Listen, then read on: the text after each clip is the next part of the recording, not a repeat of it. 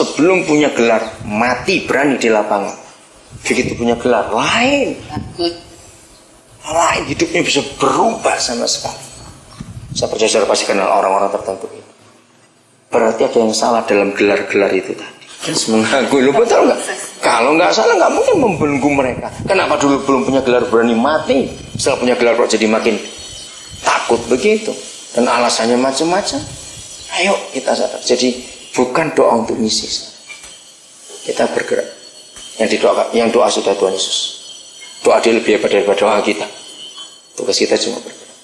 Contoh lain para pendoa. Kita sering tidak menyadari kata-kata doa kita juga. Tuhan, aku minta selamatkan suku Madura. Kelihatannya rohani. Sambil nunjuk-nunjuk, teriak. Kalau lihat doa orang Kristen, suku Tengger, suku ini.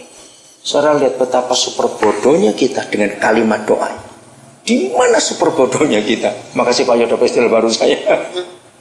Bukankah 2000 tahun yang lalu dia yang menyuruh kita? Pergilah kan. Betapa kurang ajarnya kita. Yang nyuruh mau datang lagi, kita nyuruh dia balik. Loh, kalau kita suruh-suruhan, yang pergi ini siapa? Gobloknya itu loh. Roh Kudus.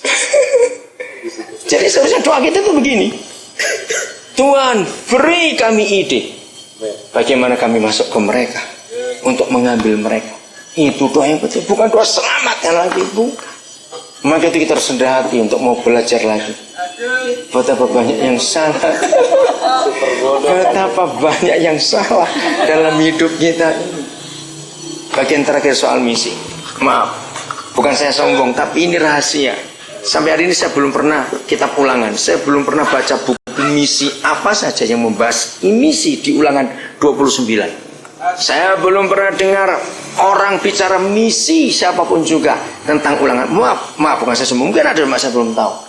Nah, suatu kali waktu saya bicara misi dengan pasal ini, ada seorang tanya, bagaimana Bapak bisa menemukan ulangan 29? Saya bilang bahwa saya hidup di misi. Maka itu ayat-ayat misi kan ketemu semuanya. Ulangan 29. Mulai ayat yang ke-10. Kamu sekalian. Kapan? Pada ini. Ya, jadi kalau ada kata pada hari ini itu berarti berlaku kapan? Tiap hari. Inilah satu-satunya perbedaan yang paling hebat di antara kitab suci kita dan kitab suci agama lain. Kitab suci kita adalah satu-satunya kitab suci yang tensesnya present tense. Hari ini. Hari ini. Tidak ada kitab suci lain yang Tuhan mereka berfirman dengan kata hari ini. Di kitab suci lain cuma ada pada suatu saat, pada masa itu. Apa bedanya? Ini dia. Ketika saya diskusi dengan beberapa tokoh, mereka kagum. Bukan saya mau apa, tapi mereka terbuka. Jadi kalau orang membaca firman Tuhan kita yang ada kata pada hari ini dan dia baca 50 tahun yang lalu, bunyinya kapan? Pada hari ini. Kalau orang baca 20 tahun yang akan datang, dia bunyinya apa? Ya tetap hari ini. Berarti ini up to date. Hebat sekali. Doa Bapa kami, kata waktunya adalah hari. Apabila pada hari ini kamu sekalian berdiri di hadapan Yahweh Tuhan, berdiri ya, kita tahu arti kata berdiri, artinya bukan berdiri secara fisik, tapi siap untuk diperintah. Itu arti kata berdiri dari kita.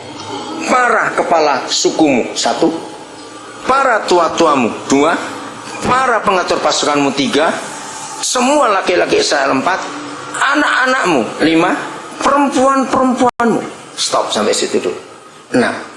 Nah kalau kita baca 6 kelompok ini kan Yahudi bukan? Oke, saya ambil kalau ini perjanjian baru. Ini sudah Kristen. Ya, semuanya. Tapi kelompok ke-7, ke-8 itu luar biasa. Perhatikan. Kelompok ke-7 adalah orang asing dalam perkemahan. Kelompok ke-8 bahkan siapa? Tukang-tukang belah kayu. Dan ke-9 tukang-tukang timba air di antaramu. Stop dulu. Saudara, ini misi. Jadi sejak perjanjian lama papasi surga sudah punya hati. Jadi kalau ada keluarga Kristen dengan masing-masing profesinya, ada kepala pasukan, ada ini, ada itu, termasuk anak laki, perempuan, semuanya itu. Lalu di keluarga kita ada pekerja. Orang asing itu buruh harian. Tukang belah kayu itu buruh tetap. Dulu nggak ada LPG, nggak ada minyak jadi pakai kayu. Ini tukang belah kayu, tukang timba air. Dulu nggak ada pompa dapur. Mereka itu kerja. Jadi setelah keluarga kita dalam 6 kelompok, ditambah 3 orang, 3 kelompok orang lagi yang tinggal dengan kita. Lihat ayat ini. Ayo kita teliti. Ayat 12. Untuk kemana? Masuk ke dalam perjanjian. Nah, berarti ini covenant. Betul enggak? Masuk ke dalam perjanjian Yahweh Tuhanmu, yakni sumpah janjinya yang diikat Yahweh Tuhanmu dengan engkau. Kapan? Setiap hari. Kalau kita baca terus ayat yang ke-13, ya, supaya ia mengangkat engkau sebagai umatnya pada hari ini, dan supaya ia menjadi Tuhanmu seperti yang difirmankannya kepadamu, dan seperti yang dijanjikannya dengan sumpah kepada siapa dia? Nenek moyangmu yakni Abraham, Ishak dan Yakub. Ini kan covenant, bukan? Mari kita tanya. Kalau kita sekeluarga yang 6 kelompok pertama tadi, jelas karena kita keturunan Abraham. Tapi kalau kita keluarga benar di hadapan Tuhan, hidup benar di hadapan Dia, kita berdiri di hadapan Dia, artinya siap melakukan kehendaknya. Lalu ada orang-orang asing di sekitar kita, tukang timba air, tukang belah kayu yang ikut tinggal dengan kita, pegawai-pegawai kita. Ternyata Papa ikut masukkan mereka juga untuk masuk ke dalam perjanjian yang aku ikat dengan nenek moyangmu. Ini dahsyat sekali. Maka itu kalau saya khotbah misi di gereja, saya langsung tanya, siapa majikan yang punya pembantu? Berapa tahun pembantu kerja dengan saudara? Ada yang belum 6 tahun, 7 tahun. Saya percaya Yesus belum? Kalau belum, majikan dibaptis lagi. Nggak betul dong. Kenapa dia nggak bisa menangkan pegawainya sendiri yang tinggal serumah?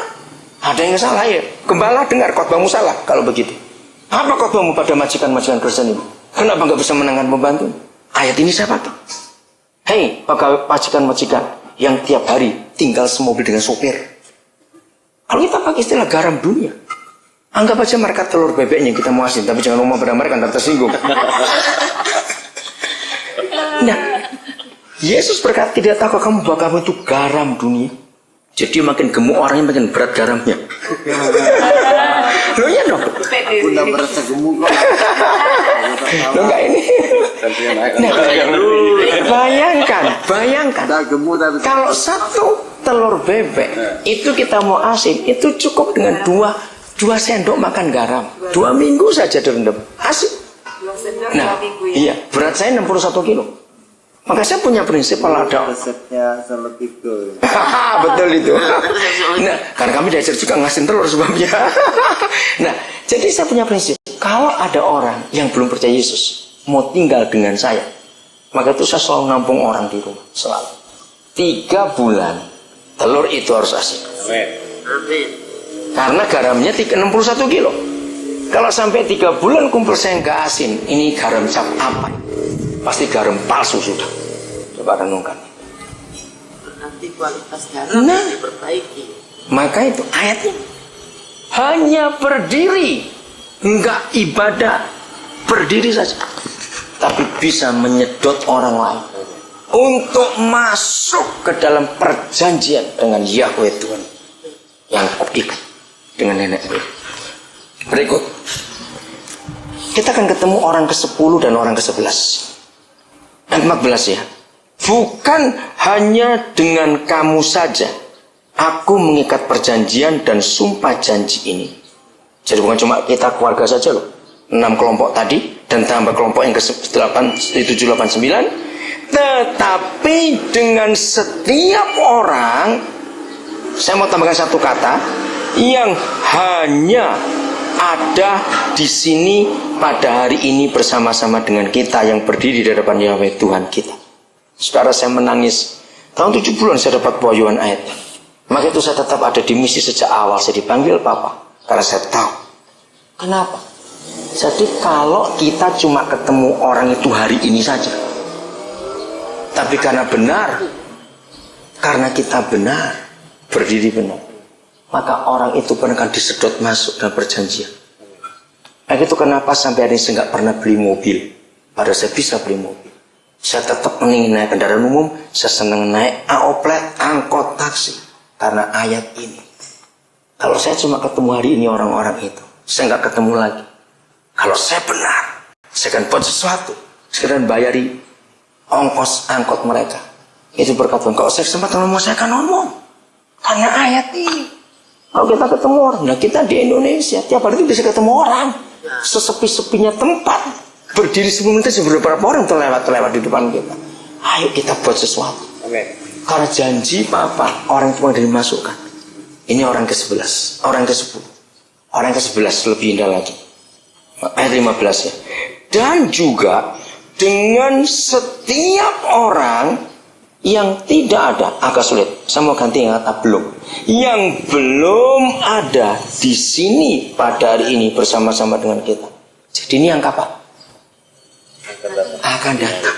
Mungkin besok, mungkin nanti. Coba bayangkan hati misi Papa kita. Yang belum kita temui aja sudah dimasukkan dalam daftar doanya Yesus. Maka itu nafas kita harus nafas misi. Karena kita setiap kali ketemu orang harus mikir.